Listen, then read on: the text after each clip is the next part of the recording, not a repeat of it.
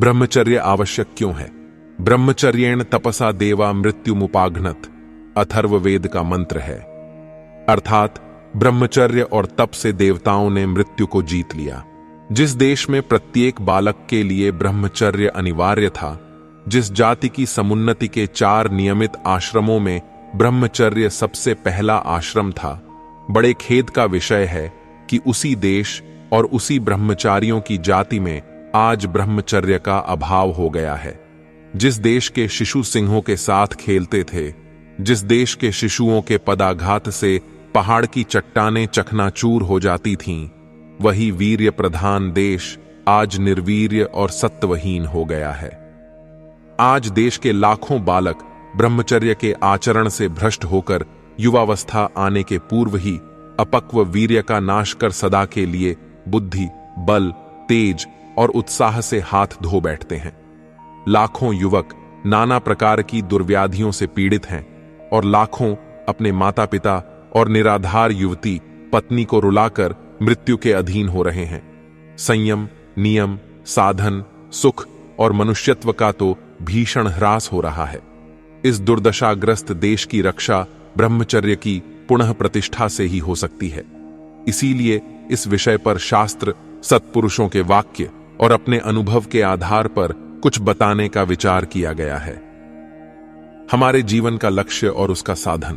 प्राचीन ऋषि मुनियों ने सुख के अन्वेषण में प्रयत्न करते हुए बड़े अनुभव से यह सिद्धांत निश्चित किया कि नित्य सुख की प्राप्ति केवल एक परमात्मा को प्राप्त कर लेने में है। यही मनुष्य जीवन का चरम लक्ष्य है।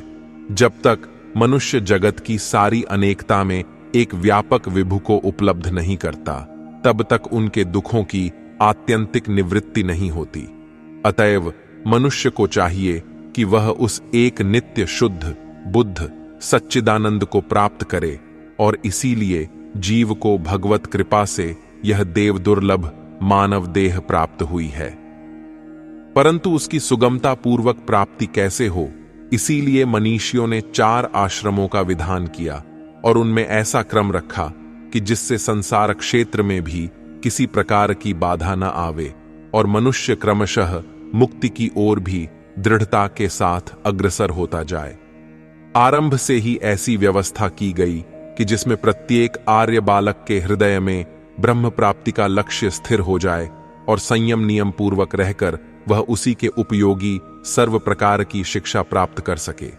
इसीलिए पहले आश्रम का नाम हुआ ब्रह्मचर्य।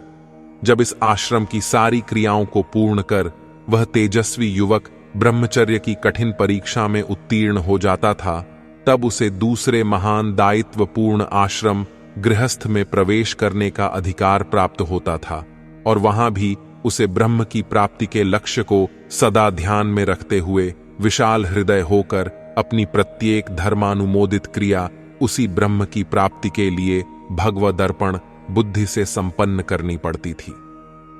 जब वह गृहस्थ के सारे कामों को कर चुकता, तब उसे तीसरा आश्रम वानप्रस्थ में प्रवेश करना पड़ता और वहां सम्यक प्रकार से त्याग की तैयारी की जाती, और जब पूरी तैयारी हो चुकती तब चतुर्थाश्रम सन्यास की दीक्षा ग्रहण कर मनुष्य देहाभिमान सहित बाह्य वस्तुओं का भी सर्वथा परित्याग कर परमात्मा में लीन हो जाता है। 100 वर्ष की आयु के हिसाब से यह नियम था कि पहले 24 साल तक मनुष्य ब्रह्मचर्य का पालन करे, 25 से 50 तक गृहस्थ में रहे, 50 पूरे होते ही दंपति अरण्यवासी होकर वानप्रस्थाश्रम का सेवन करे और 75वें वर्ष से जीवन के शेष मुहूर्त तक सन्यासाश्रम में रहे। लोग कह सकते हैं कि यह व्यवस्था तो 100 वर्ष की आयु के काल में थी, इस समय यह क्यों कर हो सकती है? परंतु वे भूलते हैं। यदि शास्त्र के व्यवस्थानुसार मनुष्य 24 साल तक अखंड ब्रह्मचर्य का सेवन करे, तो अब भी 100 वर्ष की आयु का प्राप्त होना कोई बड़ी बात नहीं है। आयु घटने का कारण तो ब्रह्मचर्य का नाश ही है। जब देश में ब्रह्मचर्य का पूर्ण प्रचार था, तब यहां न तो इतनी व्याधियां थीं और न युवावस्था में प्रायः कोई मरता ही था, परंतु आज की दशा उससे सर्वथा विपरीत है। हमने जीवन के मूल ब्रह्मचर्य को छोड़ दिया, इसी से हमारी ऐसी दुर्वस्था हो गई। यह स्मरण रखना चाहिए कि जब तक हमारे देश में ब्रह्मचर्य की पुनः प्रतिष्ठा नहीं होती, तब तक हमारा उत्थान होना बड़ा ही कठिन है। कच्ची नींव पर इमारत नहीं उठ सकती। यदि उठा दी जाती है तो वह इतनी कमजोर होती है कि जरा से धक्के से ही गिर पड़ती है। इसी प्रकार ब्रह्मचर्य के बिना जीवन नहीं टिक सकता। यदि कहीं कुछ रहता है तो वह दुख से भरा हुआ रहता है, सो भी स्वल्प काल के लिए ही। यही कारण है कि आज हमारी इतनी दुर्दशा है। वीर्य धारण ही ब्रह्मचर्य है। शरीर में ओजस धातु का होना ही जीवन का कारण है। वाग्भट्ट कहते हैं, ओजश्च तेजो धातु नाम शुक्रांता नाम परम स्मृतम हृदयस्थंपि व्यापी देहस्थिति निबंधनम यस्य प्रबुद्धो देहस्य तुष्टि पुष्टि बलादयः यन्नाशे नियतो नाशो यस्मिंस्तिष्ठति जीवनम निष्पाद्यन्ते यतो भावा विविधा देह संश्रयाः उत्साह प्रतिभा धैर्य लावण्य सुकुमारता। रस से लेकर वीर्य तक सातों धातुओं का जो तेज है उसे ओजस कहते हैं। ओजस प्रधानतया हृदय में रहता है, पर वह समस्त शरीर में व्याप्त है। ओजस की वृद्धि से ही तुष्टि, पुष्टि और बल की उत्पत्ति होती है। ओजस के नाश से ही मृत्यु होती है। यह ओजस पदार्थ ही जीवन का आधार है। इसी से उत्साह, प्रतिभा, धैर्य, लावण्य और सुकुमारता की प्राप्ति होती है। यह ओजस कहां से आता है? महर्षि सुश्रुत कहते हैं, रसादि नाम शुक्रांता नाम धातु नाम यत्परम तेजस्तत् खल्वोजस्त देव बलमिति। रस से शुक्र तक सातों धातुओं के परम तेज भाव को ओजस कहते हैं। यही बल है।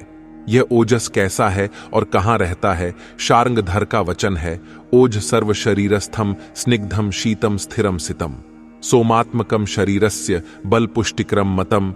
ओजस सारे शरीर में रहता है। यह स्निग्ध, शीतल, स्थिर, श्वेतवर्ण, सोमात्मक और शरीर के लिए बल तथा पुष्टिका देने वाला है। इससे सिद्ध हो गया कि इस ओजस की उत्पत्ति वीर्य से होती है। अतएव वीर्य ही जीवन धारण का प्रधान उपादान है। यही जीवन का प्रधान अवलंबन है। अब यह जानना चाहिए कि वीर्य क्या है और उसकी उत्पत्ति कैसे होती है। आयुर्वेद के अनुसार शरीर में सप्त धातुओं का रहना आवश्यक है। ये पदार्थ मनुष्य जीवन को धारण करते हैं, इसी से इन्हें धातु कहते हैं। एते सप्त स्वयं स्थित्वा देहम दधति यनृणाम रसासृंघांस मेदोस्थि मज्जा शुक्राणि धातवः। रस, रक्त, मांस, मेद, अस्थि, मज्जा और शुक्र, वीर्य, ये सात पदार्थ स्वयं स्थित रहकर मनुष्य की देह को धारण करते हैं। इसी से इनका नाम धातु है। मनुष्य जो कुछ भी खाता पीता, शरीर पर लगाता या सूंघता है, वह शरीर में जाकर सबसे पहले रस की उत्पत्ति करता है और उसी से क्रमशः अन्य धातुएं बनती हैं। रसाद्रक्तम ततो मांसम मांसान मेदः प्रजायते मेदसोस्थि ततो मज्जा मज्जायाः शुक्र संभवः। भोजन का सबसे पहले रस बनता है। रस से रुधिर, रुधिर से मांस, मांस से मेद, मेद से अस्थि, अस्थि से मज्जा, मज्जा से सातवां, सबका सार पदार्थ वीर्य बनता है। यही वीर्य ओज रूपी महान तेज बनकर संपूर्ण शरीर में चमकने लगता है। एक धातु के पचकर दूसरी धातु बनने में 5 दिन लगते हैं।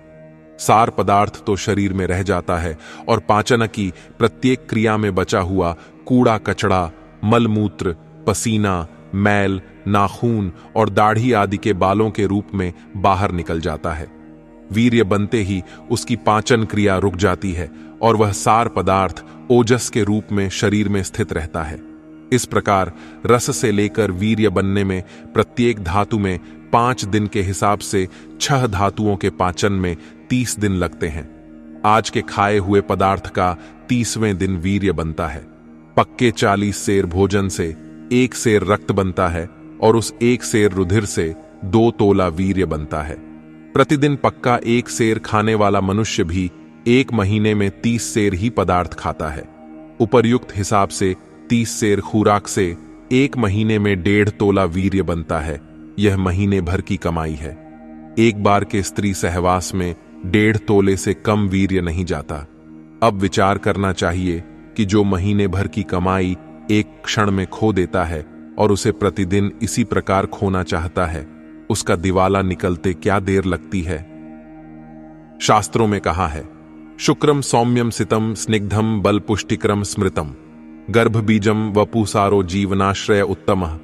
वीर्य सौम्य श्वेत स्निग्ध बल और पुष्टिकारक, गर्भ का बीज, शरीर का श्रेष्ठ सार और जीवन का प्रधान आश्रय है।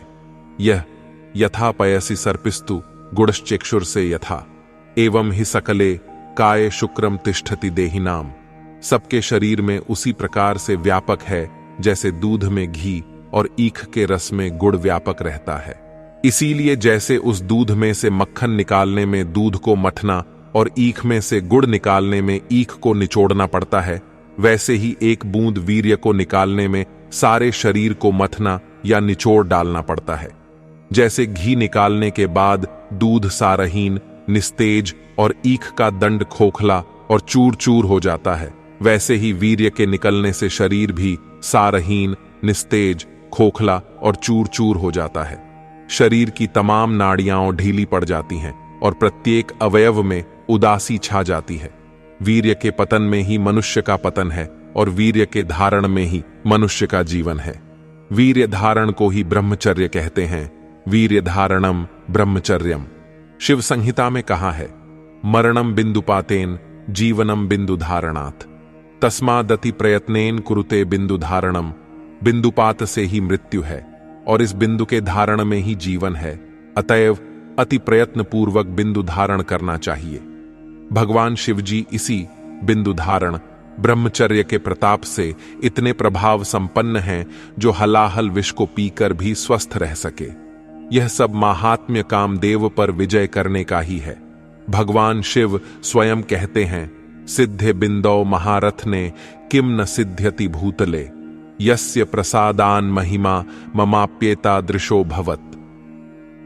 जिसके प्रभाव से संपूर्ण ब्रह्मांड में मेरी ऐसी महिमा हुई है, उस वीर्य बिंदु के धारण से जगत में कौन सा कार्य ऐसा है जो सिद्ध नहीं हो सकता। भक्तराज हनुमान और पितामह भीष्म के ब्रह्मचर्य का प्रताप जगत प्रसिद्ध है। वास्तव में यह सर्वथा सत्य बात है कि ब्रह्मचर्य ही सारे पुरुषार्थों का मूल है। इससे मनुष्य सदा निरोग और सुखी रहता है। इसी से अकाल, जरा और मृत्यु से रक्षा होती है। इसी से हृष्ट पुष्ट बलिष्ठ और धर्मपरायण संतान उत्पन्न होती है। इसी से मनुष्य दीर्घजीवी, श्रुति संपन्न, सत्यवादी, जितेंद्रिय और धर्मनिष्ठ होता है। इसी से भजन और ध्यान की योग्यता प्राप्त होती है। इसी से योग के साधन में रुचि और सिद्धि प्राप्त होती है। इसी से मनुष्य निर्भय और विनम्र होकर जगत की सेवा कर सकता है और इसी के बल से अंत में परमात्मा को भी प्राप्त कर सकता है। यही सर्वप्रथम परम साधन है। प्रजापति ब्रह्मा जी ने देवराज इंद्र से दीर्घकाल तक ब्रह्मचर्य का पालन कराने के बाद ही उसे ब्रह्म विद्या के उपदेश का अधिकारी समझा था। भगवान ने गीता में कहा है, यदिच्छन्तो ब्रह्मचर्यम चरन्ति। परमात्मा की प्राप्ति के इच्छुक ब्रह्मचर्य का पालन करते हैं। अतएव यदि हमें भगवत प्राप्ति की अभिलाषा है तो मन लगाकर स्वयं ब्रह्मचर्य का सेवन करना और अपनी संतानों से करवाना चाहिए, जिससे आगे चलकर वे भगवत प्राप्ति के अधिकारी बन सकें। जो लोग ऐसा नहीं करते वे अपने ही पैरों पर आप कुल्हाड़ी मार रहे हैं। अतः उपनिषद में नचिकेता कहते हैं, जो पुरुष का इंद्रियां भोग भोग के वीर्यहीन हो चुके साधक पुरुष को आनंदहीन लोकों की प्राप्ति होती है। ओम शांति विश्वम।